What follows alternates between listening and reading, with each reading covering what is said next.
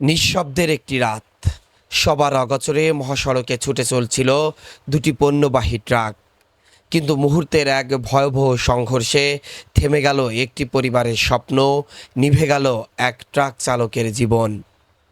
ঝিনাইদহের শৈলকুপা উপজেলার বরদাহ মাদ্রাসা এলাকায় দুই ট্রাকের মুখোমুখি সংঘর্ষে তুফান দাস ৩১ নামের এক ট্রাক চালকের প্রাণ গেছে। এই ঘটনায় আরও দুইজন গুরুতর আহত হয়েছে। বৃহস্পতিবার ৬ আগস্ট রাত 11:30টার দিকে ঝিনাইদহ কুষ্টিয়া মহাসড়কের বরদাহ মাদ্রাসা এলাকায় এই দুর্ঘটনা ঘটে। তুফান দাস সাতক্ষীরা জেলার কলারোয়া উপজেলার সোনাবাড়িয়া গ্রামের বাসিন্দা। তিনি ওই একই গ্রামের হরিপদ দাসের ছেলে। পুলিশ, ফায়ার সার্ভিস ও স্থানীয়রা জানায়, কুষ্টিয়া থেকে ছেড়ে আসা একটি বালুবাহী ট্রাক বরদাহ মাদ্রাসা এলাকায় পৌঁছালে বিপরীত দিক থেকে আসা ধান বোঝাই একটি ট্রাকের সঙ্গে মুখোমুখি সংঘর্ষ হয়। সংঘর্ষের বিকট শব্দে আশেপাশের এলাকা কেঁপে ওঠে।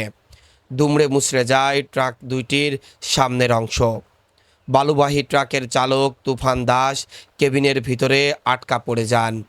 একই সঙ্গে আহত হন ওই ট্রাকের হেলপার ও ধান বোঝাই ট্রাকের চালক।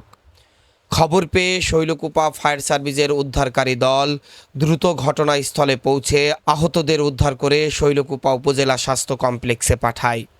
এরপর প্রায় 1 ঘন্টা ধরে ট্রাকে দুমড়ে মুচড়ে যাওয়া কেবিন কেটে আটকে থাকা চালক তুফান দাসকে উদ্ধার করেন, কিন্তু উদ্ধার করে বাইরে আনার আগেই তার প্রাণ যায়।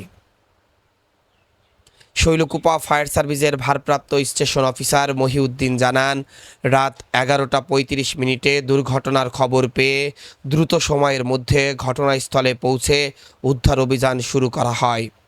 প্রথমে আহতদের উদ্ধার করে হাসপাতালে পাঠানো হয়। প্রায় 1 ঘন্টা চেষ্টার পর কেবিন কেটে চালককে উদ্ধার করা হলেও ততক্ষণে প্রাণ যায় তার।